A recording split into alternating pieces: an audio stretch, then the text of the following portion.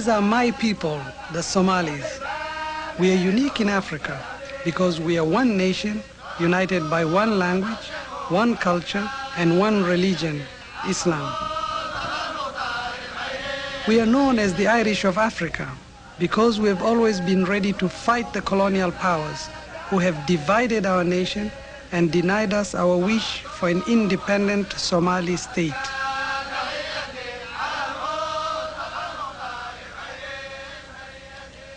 My father was born in the Haud region of Western Somalia, in what was and still is Ethiopian Somaliland. He was a Somali. My name is Hussein Mohammed Adam. I was born in Arusha, northern Tanzania, and I am a Somali. It is this deep personal belief in belonging to the Somali nation, handed down from father to son, which has driven our people to fight against impossible odds, to endure defeat, only to fight again and again and again.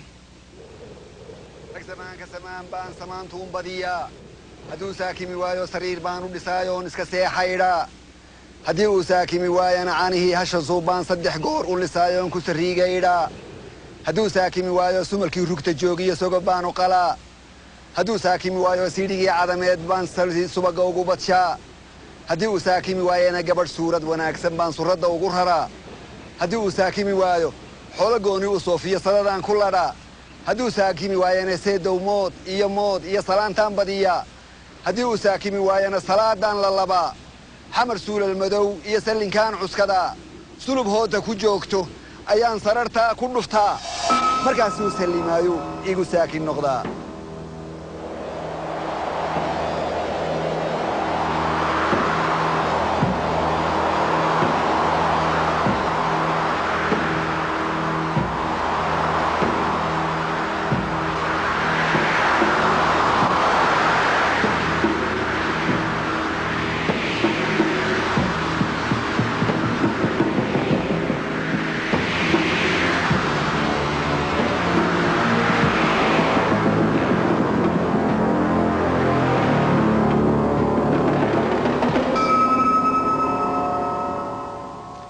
In this film, I want to try to explain to you what's happening in my country, how we are trying to sort out problems created many years ago, how a nation of 5 million people is trying to take care of 1 million refugees who have nowhere else to go, and what's like for a small third world country to try to live with the superpowers, and also how we are trying to transform the Somali nation into a modern African state. Because this film is a personal viewpoint, I would like to share with you my own hopes for my country's future and that of the Horn of Africa.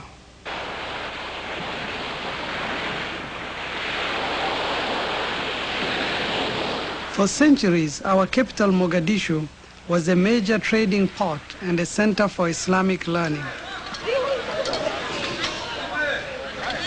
But it has known domination by both the Italian and British empires. We have learned to live with their symbols of past triumph, but we have yet to find a way to live with the last empire in Africa, the Ethiopian. They were the only African rulers allowed to import guns from their European allies, who also gave them a free hand to extend the Ethiopian empire by conquest. My friend Abdul Majid Hussein was born and brought up in Ethiopian Somaliland. In these areas, what has happened was the setting up, as well as in the rest, of garrison towns, military garrisons, like the Roman colons of the former days, and whereby from time to time tribute collecting expeditions would be sent out. And in the Somali areas, this would mean the looting of cattle and camels and any other herd that they had. In the case of the other settled agriculturalists, this would be tribute collected in the form of grain, and in some areas, in fact, tribute collected in the form of slaves.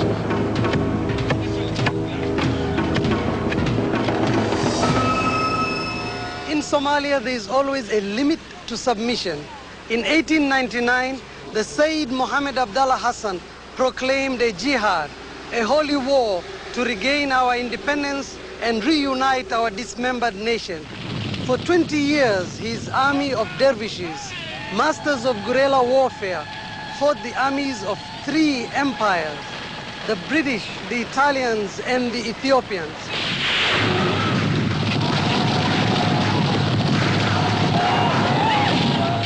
His final defeat made military history when the Royal Air Force carried out their first aerial bombardment of his fortress at Taleh, and our dream of an independent Somali nation lay in ruins. The man who has written the history of Somalia is Professor I.M. Lewis. Well, modern Somali nationalism really got going immediately after the Second World War, when the whole area, the whole of the Horn of Africa virtually, was under British military administration. The Somalis as a people have consistently sought to form a state based on the principle of self-determination applied to them, i.e. on the principle of, in effect, Somali self-determination. And, of course, while the British were administering the area, the British Foreign Secretary of the day, Ernest Bevin, in 1946, launched his famous plan to create a state on the basis of Somali nationhood, and that this should be probably a United Nations Trust territory administered by Britain.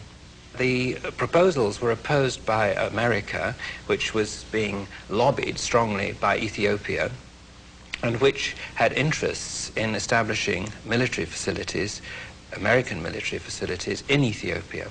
Once the Ethiopian area, what is ethnically Western Somalia, was finally surrendered to the Ethiopians by the British, this created a very lively nationalist movement in the British Somaliland Protectorate.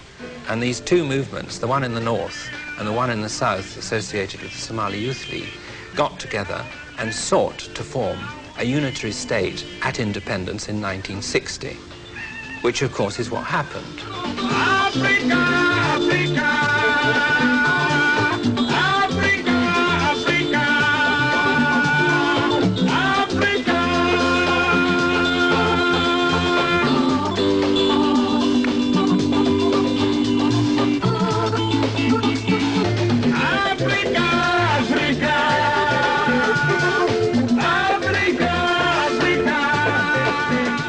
The Somali Republic celebrated its independence in July 1960.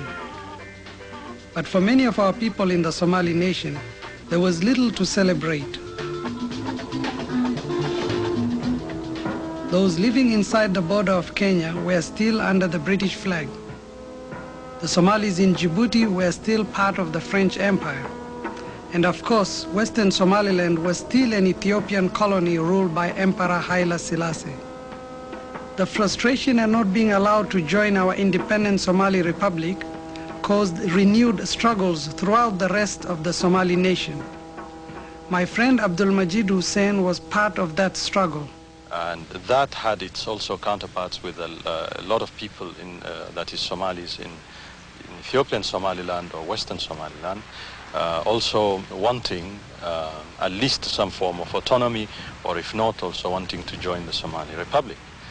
This was put down by force, and many Somalis, for the first time in large numbers, moved or went into exile into the Somali Republic. Our brothers from Ethiopian Somaliland were warmly welcomed into our new republic. Many were highly qualified people who had been prevented from working in their chosen profession simply because they were Somali. Almost as soon as they arrived, the exiles began to put pressure on the Somali government to help them liberate their homeland. People don't simply just rise up and say we are going to secede from these people for nothing. They would do so if they don't have equality, if they are oppressed, if they are continuously faced with injustice. I take the example on a very simpler level, let's say between a man and a woman, a husband and wife relationship. If the wife, as happens, is the case in most countries around the world, gets, the bad side of that relationship, she's beaten in some cases, and she's oppressed in one way or another. And in this case, some of our African brothers and others who have the same views around the world would say is, is tantamount to telling the wives who are, let's say, beaten up by, their husbands, that they should tolerate this, that family union should stay at all costs, and that they shouldn't have the right to divorce. The headquarters for the Western Somalia Liberation Front was established in Mogadishu, and the guerrilla war, which had been started by the Said Mohammed Abdallah Hassan nearly 100 years ago, continued with increasing success. But it nearly resulted in the destruction of our new republic, for Emperor Haile Selassie saw this renewed conflict as a golden opportunity to extend his empire over all the Horn of Africa. Haile Selassie decided to strike at the new republic, to cut off their support to the freedom fighters, and to convince the world that this was merely a border war between two independent states and not a fight for independence by the people of Western Somaliland against the last empire in the Horn. In exchange for a military base in Eritrea, Ethiopia was able to receive 60% of all American military aid to Africa, plus United States advisors to train the Imperial Army and Air Force. The war along our borders in 1964 was short but brutal.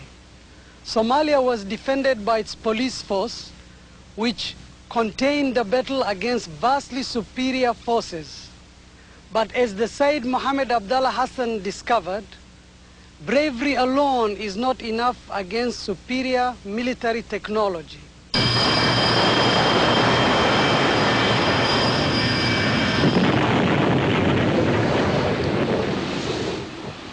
The then pro-West civilian government of Somalia, did it try to obtain arms from the West?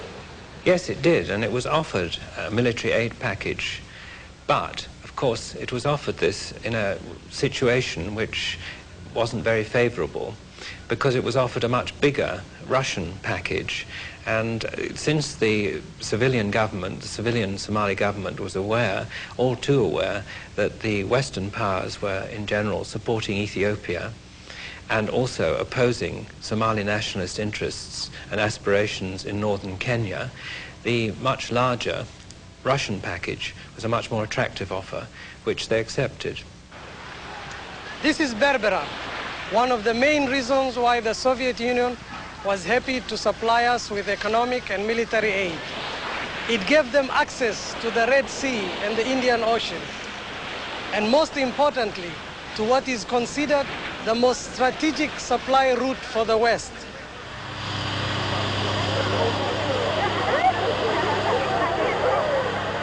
My friend Mahmoud Issa Jama went to Moscow as part of the official Somali delegation. He remembers how they were received by the Russians. They provided all the things that the Somali government at that period needed. In other words, training and all the necessary vehicles they wanted for the army. Was it easier to negotiate with them? Most of us were educated in the West, you see, and it was completely new to us to negotiate with the Russians. The Russian attitude is an aggressive attitude, you see. It's a sort of, you must accept. And this is an attitude that we never get used to it. When it comes to question of negotiating, say, a trade or a commercial agreement, they don't give any concessionary thing whatsoever, not one iota. I mean, we were buying, for instance, petroleum from them, and we always had to buy from them not on concessionary terms, but on the prevailing international prices. At the same time, once they see that the country is not in a position to pay, they were always more than willing to reschedule those debts and postpone the payment of these things. Up to the present time, some of the loans and credits which we contracted from the Soviet Union way back in 1960 and 61, we have not yet effected their repayment period. By the 70s, Somalia was recognized as having one of the best armies in Africa.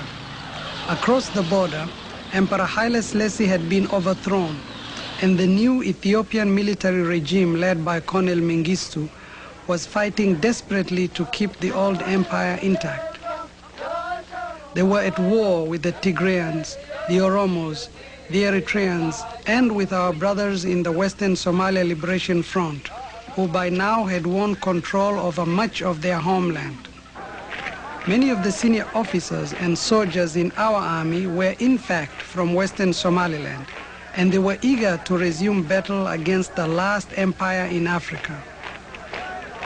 By September of 1977, they had combined forces with the Western Somalia Liberation Front, and at first the old dream of liberating what many consider to be the heartland of the Somali nation looked like coming true.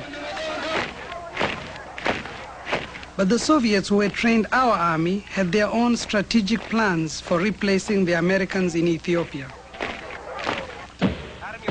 They began by airlifting $2 billion of military aid to the new regime, then gave up all pretense of neutrality, and with 15,000 Cuban troops, masterminded the Ethiopian counteroffensive against the Somali forces, who never stood a chance.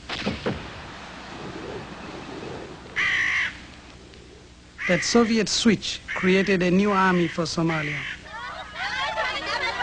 Well over 1 million men, women and children, who having barely survived the terrors of a modern war with its tanks and jet planes, came to us in the Somali Democratic Republic for shelter, relying on the nomadic traditions of hospitality.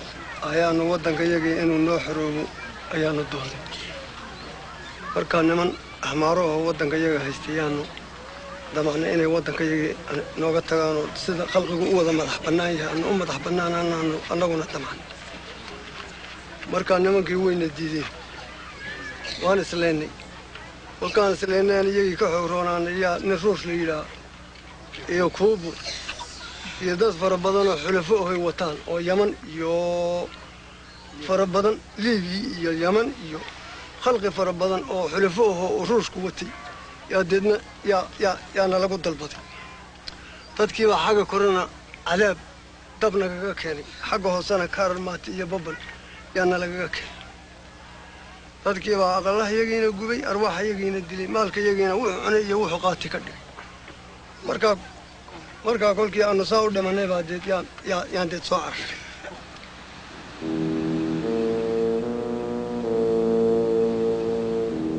Somalia is a poor country, but what little we had, we shared.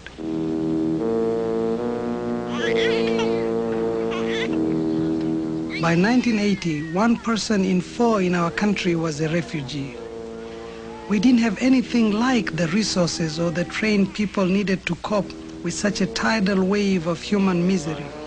Waxa kale oo inoo haray waxa weeye polio markaasi talaalka weydikii sameynayay haddii aan isleeyahay markii aad talaalayseen. Hussein Samatar worked in Britain for many years, training nurses for their national health service. ayaynu talaalayna 3 dhibcood baa afka loogu shubaa markaasi imise wareeg. He returned to Somalia to help launch our new health program. But so desperate was the situation that he was sent to work in the refugee camps.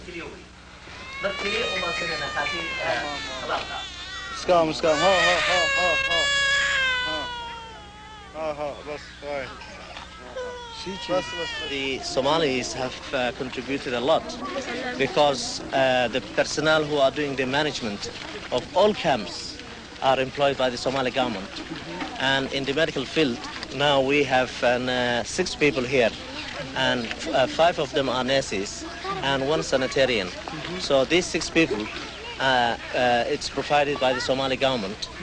And also, the teachers in the schools, they are all those teachers who were employed by the Ministry of Education.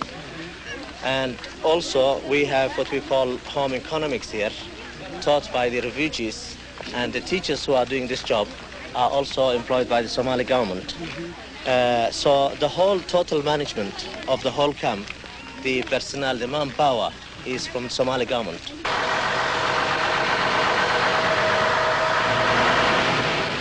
The refugees in our country survive mainly on the generosity of the world aid agencies.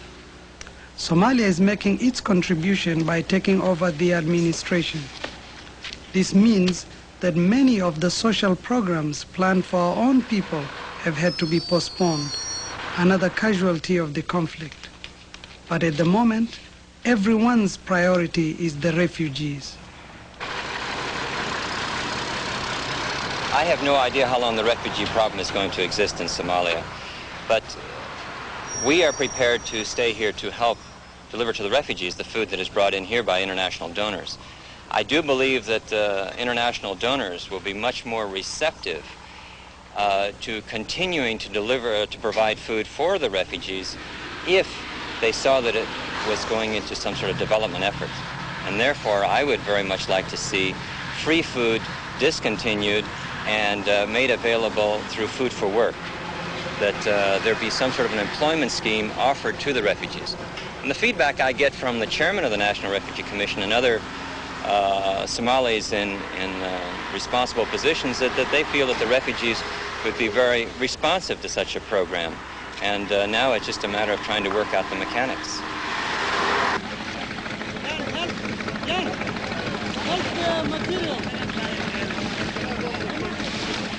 We in Somalia actually have some experience in trying to resettle nomads. These men once roamed throughout the Somali nation with their herds of camels. The drought of '74 made them victims, and our government, wanting to give them a chance at a new life, tried to make them fishermen. But we have also discovered you can't turn a nomadic herdsman into a fisherman overnight. They still haven't received the proper training in either fishing or the mechanics of the boats. There was a certain lack of planning, partly because it was done in a very short time. This idea came out as a consequence of the drought. And they started them out as pure collectives, which time has shown is not very conducive to fishing development, especially because the fishermen don't feel they have any responsibility for either boats or equipment, so they don't care so much, since they can get new equipment from the government.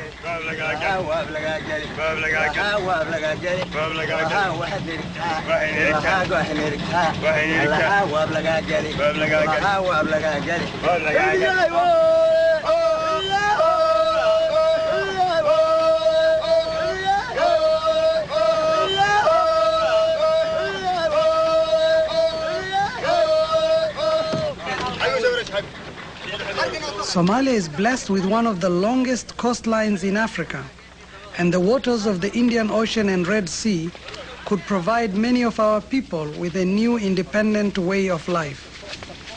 All the settlements are still completely dependent on food rations, partly from the government, but mostly through the UN World Food Program.